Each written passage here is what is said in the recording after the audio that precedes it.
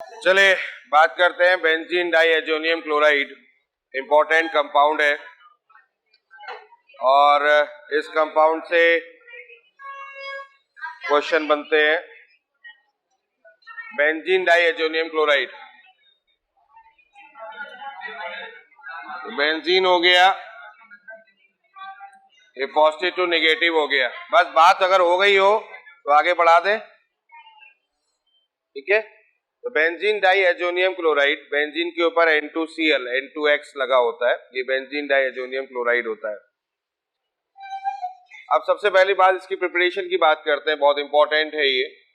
Preparation क्या होता है? प्रिपरेशन जनरली होती है कि आपके पास में एनलीन होता है, ये आपका एनलीन हो गया, और एनलीन की रिएक्शन करते हैं NaNO2 प्लस HCl, या फिर लिखा होता है HNO2 प्लस NaCl, और ये जो रिएक्शन होती है 0 से 5 डिग्री सेंटीग्रेड में होती है। तो उस कंडीशन पे बेंजीन डाइएजोनियम क्लोराइड बनता है, यानी कि यहाँ पर N2 प्लस Cl माइनस, ये बेंजीन डाइएजोनियम क्लोराइड की प्रिपरेशन होती है, ठीक है।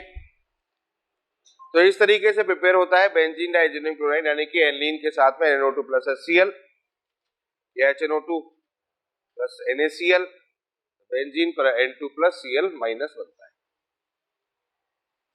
अब पॉइंट ये होता है कि आखिर ये बनता कैसे है, क्या इसकी मैकेनिज्म होती है, इसको भी समझना हमारे लिए इंपॉर्टेंट है। तो इसकी मैकेनिज्म को भी समझ सकते हैं। देखिए इसकी प्रिपरेशन बेसिकली क्या होती है, NaNO2 प्लस HCl को मिला लो, अगर NaNO2 और HCl को मिलाओ तो आपको अच्छी तरीके से पता होगा कि यहाँ पर बनता है HNO2 प्लस NaCl, ठीक है। ये बना हुआ है HNO2 प्लस NaCl। तो पहली चीज तो ये होती है कि दोनों आपस में मिलते हैं और HNO2 बनाते हैं, नाइट्रस एसिड बनाते हैं, HNO2 बनाते हैं। और दूसरी कंडीशन में क्या होता है कि जो HNO2 होता है, ये HONO है, ये HNO2 जो होता है ये क्या करता है, एक और मॉलिक्यूल HNO2 HONO ऐसे ले लो, इसके साथ में आपस में कंबाइंड हो जाता है, यानी कि दोनों मॉलिक्यूल आपस में कंबाइंड होते हैं और कंबाइंड होके एक OH और एक H, एक OH और एक H यहां से निकाल देते हैं, ठीक है। एक OH और एक H यहां से निकाल देते हैं, तो वाटर मॉलिक्यूल यहां से निकल जाता है। और जब वाटर मॉलिक्यूल यहां से निकल जाता है तो साथ में यहां पर देखो क्या क्या बचा, जब इसको निकालोगे तो ये पॉजिटिव बनेगा, यानी कि एक NO प्लस यहां पर बन जाएगा, और एक आपका NO2 माइनस जो होगा वो निकल जाएगा। तो यहां पर जो NO प्लस बना है, ये जो NO प्लस बना है ये इलेक्ट्रोफाइल की तरह काम करता है,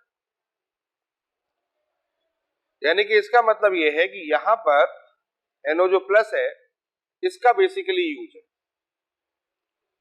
इसका बेसिकली यूज है, ये वर्क करेगा।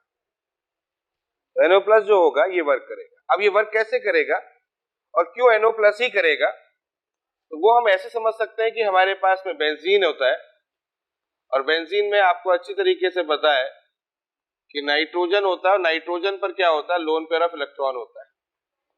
ये आपको अच्छी तरीके से पता है कि नाइट्रोजन पर लोन पेयर ऑफ इलेक्ट्रॉन होता है, नाइट्रोजन पर लोन पेयर ऑफ इलेक्ट्रॉन होता है, यानी कि लुईस बेस की तरह काम करता है।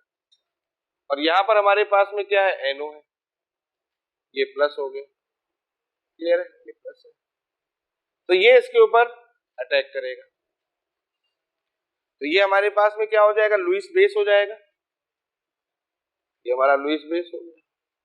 और लुईस बेस नाइट्रोजन पे अवेलेबिलिटी है तो lone pair of electron attack करेगा, तो ये दोनों आपस में एडिशन प्रोडक्ट बनाएंगे, या N हो गया या H हो गया या H हो गया, और NO अटैक कर रहा है तो N डबल बॉन्ड O हो जाएगा। अब क्योंकि नाइट्रोजन ने इलेक्ट्रॉन प्रोवाइड किया तो इसलिए पॉजिटिव चार्ज हो जाएगा, ये कंडीशन आ गई यहाँ पे, ठीक है, ये कंडीशन आ गई। अब क्या होगा, इसके आगे की कहानी क्या है, इसके आगे की ये है कि ये बॉन्ड ब्रेक हुआ और एक टॉटोमेरिज्म टाइप का एक यहाँ पर हाइड्रोजन जो होगा वो शिफ्ट करेगा, टॉटोमेरिज्म टाइप का, मतलब हाँ बता ना, अल्फा कार्बन एटम पे हाइड्रोकार्बन होता है, ये नाइट्रोजन से हाइड्रोजन शिफ्ट हो जाएगा, और जब ये शिफ्ट होगा तो बेंजीन हो गया, देन N हो गया, देन H हो गया, यहाँ N हो गया, ये OH बन जाएगा, और जब ये बॉन्ड ब्रेक होगा तो इस पर पॉजिटिव चार्ज आ जाएगा, और ये पॉजिटिव निगेटिव, यानी ये पॉजिटिव निगेटिव होगा तो निगेटिव पॉजिटिव खत्म कर देगा एक दूसरे को, तो ये बनेगा। यहां तक समझ में आ गया? क्लियर हो गया? फिर अगले स्टेप में क्या है, अब यहां देखो क्या होने लगा है, यहां पर क्या होगा और वो उसको समझ लेते हैं। अब नाइट्रोजन पर लोन तरफ इलेक्ट्रॉन ऑलरेडी है, तो ये इलेक्ट्रॉन प्रोवाइड करेगा, तो यहाँ डबल बॉन्ड आ जाएगा, आएगा नहीं आएगा? अब देखो यहाँ डबल बॉन्ड आएगा, ये पॉजिटिव का चार्ज खत्म हो जाएगा, निगेटिव पॉजिटिव खत्म हो जाएगा, इस पर पॉजिटिव आएगा, और यहाँ एक H और एक OH निकल जाएगा, मतलब दो चीजें एक साथ हो जाएगी, वाटर भी रिमूव हो जाएगा। तो फाइनली इस जगह पर जो बन के आ रहा है वो आ रहा है बेंजीन, बेंजीन पर N, N के साथ में N, और ये पॉजिटिव, ये बन के आ रहा है, ऐसे लिखे, देख रहे हैं, positive charge, HOH, double bond formation, और लास्ट में बन जाएगा बेंजीन पर N, ट्रिपल बॉन्ड N, और अब Cl तो हमारे पास में है ही पहले से ही, Cl माइनस, तो फाइनली जो बन के आएगा वो आएगा बेंजीन, बेंजीन पर N2 प्लस Cl माइनस, ये आया बेंजीन डाइएजेनिक, बहुत इंपॉर्टेंट कंपाउंड है बेंजीन डाइएजेनियम क्लोराइड। ठीक है बच्चों, तो स्टेबल होता है, कहां स्टेबल होता है ये बात बता दूं मैं आपको, ये स्टेबल होता है, स्टेबल एट 0 से 5 डिग्री तक ही स्टेबल होता है, उसके आगे स्टेबल नहीं होता, बहुत लोअर टेम्परेचर पे जाकर ये स्टेबल होता है। तो ये होती है बेंजीन डाइएजेनियम क्लोराइड की कुछ बातें, इनको दिमाग में रखना है। क्लियर है? समझ में आ गया? ठीक है, चलो अब आती है इसकी केमिकल रिएक्शन, इंपॉर्टेंट है, तो मैं केमिकल रिएक्शन दे रहा हूं, बाकी आप नोट करें।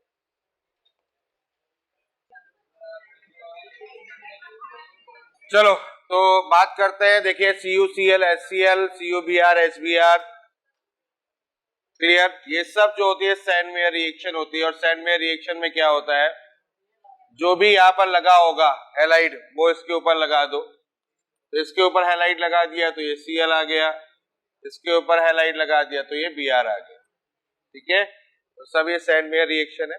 एक और सैंडमेयर रिएक्शन यहाँ पर लिख सकते हो, ये भी CuCnHCl, ये भी यहाँ पर Cl लग जाएगा, ठीक है ना, यहाँ पर भी एक, इसको भी उसमें काउंट किया जा सकता है।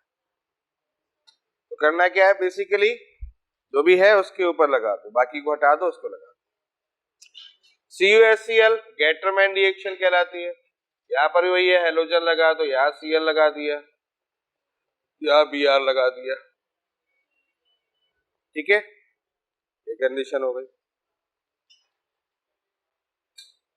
यहाँ Br लगा दिया।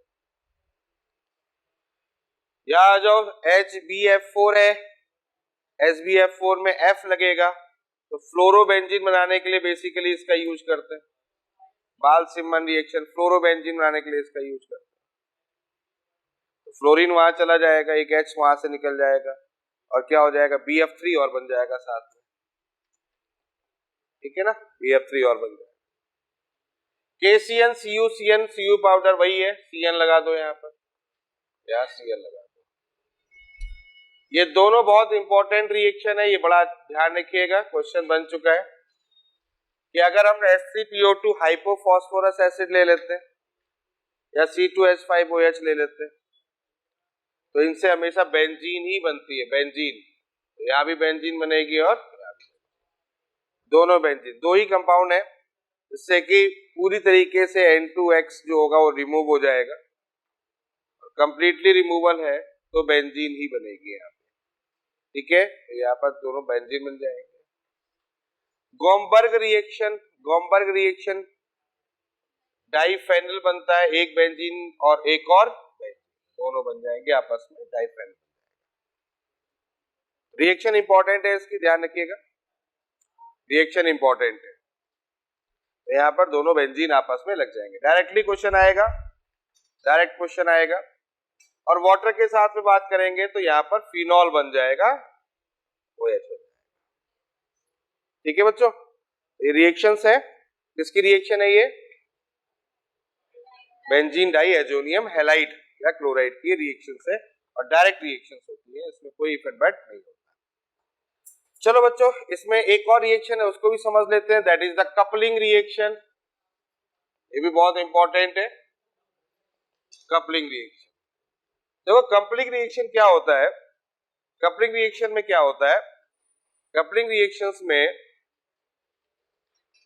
डाइज बनता है। डाइज जानते हो, डाइज क्या होता है भाई? कलर जो होते हैं उनका फॉर्मेशन करता है, तो कलर फॉर्मेशन करने वाले यहाँ पर डाई बनते हैं, डाइज बनते हैं। अब वो डाइज कैसे बनते हैं उसको समझ लो। जैसे कि पहली रिएक्शन में बता रहा हूं कि आपके पास में बेंजीन डाइएजोनियम हैलाइड है और इसकी रिएक्शन में फिनॉल के साथ कर रहा हूं, फिनॉल है ना, फिनॉल के साथ इसकी रिएक्शन हो रही है। तो फिनॉल में OH जो है वो प्लस M नेचर शो करता है, जानते हैं हम लोग, प्लस M नेचर शो करता है। तो इसके कारण से इस जगह पर जो ये H है, पैरा पर जो H है और यहाँ पर जो X है, इसको निकाल दो। पैरा पर जो H है और जो ये X है इसको निकाल दो, यानी कि HX यहाँ से निकल जाएगा। और HX जब यहाँ से निकल जाएगा तो इस कंडीशंस पर ये बेंजीन बनेगा, फिर then N double bond N बन जाएगा और फिर देन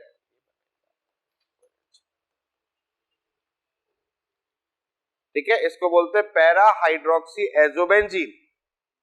तो क्या बोलेंगे? पैरा हाइड्रोक्सी एजोबेंजीन, हाइड्रोक्सी, ठीक है, पैरा हाइड्रोक्सी एजोबेंजीन।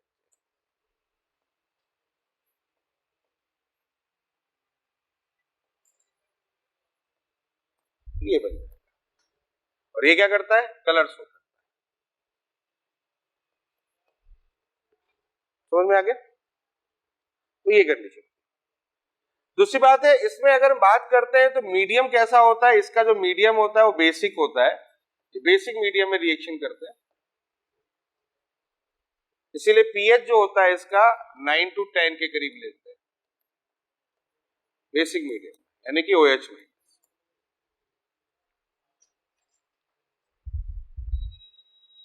ठीक है, इसी तरीके से एक और रिएक्शन होती है, एनिलीन ले लो आप, एनिलीन के साथ में रिएक्शन होती है, एनिलीन। तो एनिलीन में भी वही कंडीशन होती है, यहां से जो H होगा वो यहां से रिमूव हो जाएगा और ये कंडीशन, यानी कि जो पैरा पोजीशन पर H होगा वो रिमूव, पैरा पोजीशन पर जो H होता है वो रिमूव हो जाता है। इसको बोलेंगे para amino azobenzene, para amino azobenzene. और ये जो रिएक्शन होती है वो एसिडिक मीडियम में होती है, इसीलिए यहां पर जो पीएच लेते हैं सोल्यूशन का वो 4 to 5 है। ठीक है, इसका जो कलर होता है वो येलो कलर।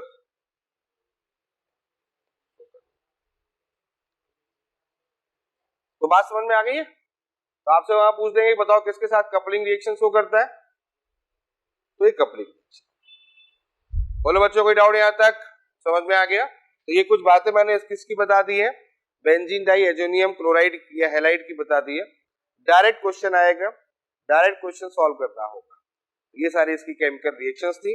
एक तो ये केमिकल रिएक्शंस है, ठीक है, बनता कुछ इस प्रकार से है, ये मैंने बता दिया आपको, और साथ में ये इसकी रिएक्शन हो गई कपलिंग रिएक्शन। चलो कुछ बातें हम लोग नाइट्रोबेंजीन में करते हैं, अब कुछ बातें नाइट्रोबेंजीन के साथ में भी डिस्कस कर लेते हैं। तो नाइट्रोबेंजीन, बेंजीन पर NO2, ठीक है, बेंजीन पर NO2। तो चलो भाई कुछ रिएक्शन देख लेते हैं।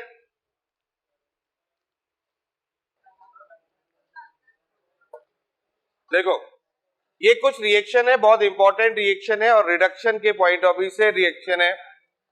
ऐसे क्वेश्चन डायरेक्ट आते हैं, डायरेक्ट क्वेश्चन ऐसे बन जाते हैं। आपसे कोई रिएजेंट दे दिया जाएगा और पूछा जाएगा बताओ प्रोडक्ट क्या है, ठीक है। जैसे निकिल, ये स्ट्रांग होता है, निकिल SnFe, ये देखो ध्यान रखो, ये स्ट्रांग होते हैं। और NO2 का अगर स्ट्रांग मतलब यानी कि पूरी तरीके से रिडक्शन करना है तो फिर NH2 बनेगा, इसमें कोई डाउट नहीं है। तो NO2 NH2 में कन्वर्ट होगा निकिल PD के साथ में, SN in the presence of HCl या iron in the presence of HCl। लेकिन ये जो तीन है इन पर थोड़ा सा फोकस करना। यहां पर NH2 नहीं बनेगा, यहां पर इंटरमीडिएट कंडीशन आती है। जैसे पहली कंडीशन है कि अगर हम Na2SO3 या फिर NaOH ग्लूकोज ले लेते हैं तो उस कंडीशन पे एजॉक्सी बेंजीन बनता है, double bond and coordinate bond. दो चार बार लिखोगे याद हो जाएगा। NH2 कहां बनता है वो समझ लो, निकेल पैलेडियम कोई भी स्ट्रॉन्ग ले लो उसके साथ बन जाएगा, वहां पर NH2 बन जाएगा। लेकिन इसके अलावा अगर हमने ये ले लिया है तो एजॉक्सी बनेगा, ये ले लिया है लिथियम एल्यूमिनियम हाइड्राइड या जिंक एल्कोहलिक NaOH ले लिया तो उस कंडीशन में एजो बन जाए। एजॉक्सी और एजो में डिफरेंस क्या है, यहां पर O है या O नहीं है। और इसके बाद जिंक एक्वस, देखो यहां एक्वस है या एल्कोहलिक है, तो लिथियम एल्यूमिनियम हाइड्राइड या फिर zinc in the presence of alcoholic के NaOH में ये बनेगा, और zinc in the presence of aqueous NaOH लोगे तो फिर हाइड्राजो, हाइड्राजो मतलब समझ लो डबल बॉन्ड टूट गया, HH याद हो जाएगा। अरे चार होंगे कंपाउंड, पहला एनिलीन, दूसरा एजॉक्सी, तीसरा एजो, चौथा हाइड्राजो, ये चार बने है ना। चार के लिए अलग अलग कंडीशन है। स्ट्रॉन्ग के लिए ये कंडीशन है, Na2SO3 या NaH ग्लूकोज के लिए ये कंडीशन है, लिथियम एल्यूमिनियम हाइड्राइड या जिंक एल्कोहलिक NaOH के लिए ये कंडीशन है, और जिंक एक्वस NaOH के लिए कंडीशन। पहली बात है।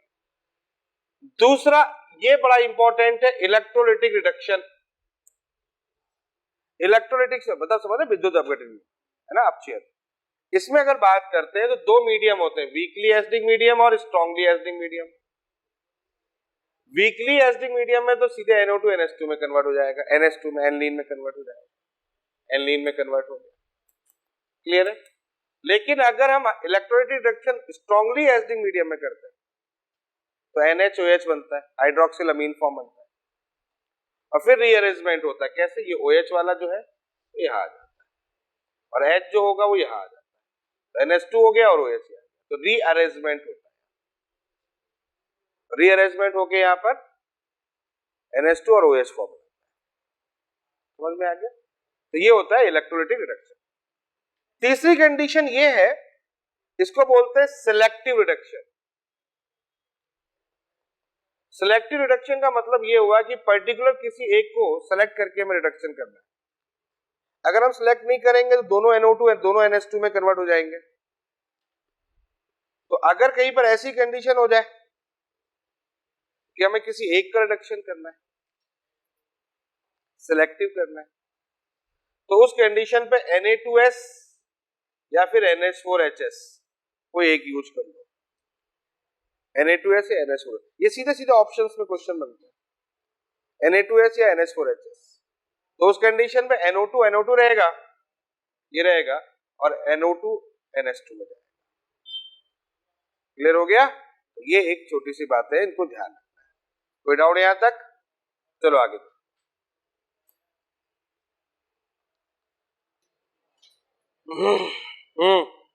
हो गया।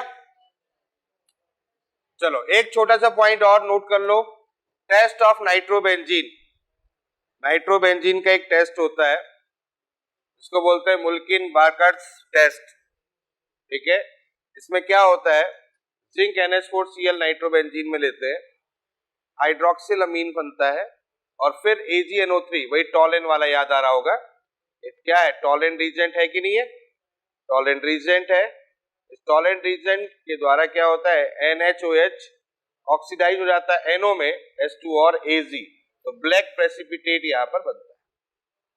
तो टेस्ट का नाम ध्यान रखना है कि नाइट्रोबेंजीन के लिए कौन सा टेस्ट यहाँ पर यूज किया जाता है। तो ये टेस्ट होता है मुल्किन बार्कर्स टेस्ट, टॉलरेंट रीजन के बेस पर काम करते हैं, सिल्वर वहां पर ब्लैक प्रेसिपिटेट्स होता है। ठीक है बच्चों, क्लियर हो गया? तो कुल मिलाकर अब मैंने आपको कंप्लीटली ऑर्गेनिक जो रिएक्शंस थी वो कंप्लीट कर दी है। ये चैप्टर आपका कंप्लीट हो गया।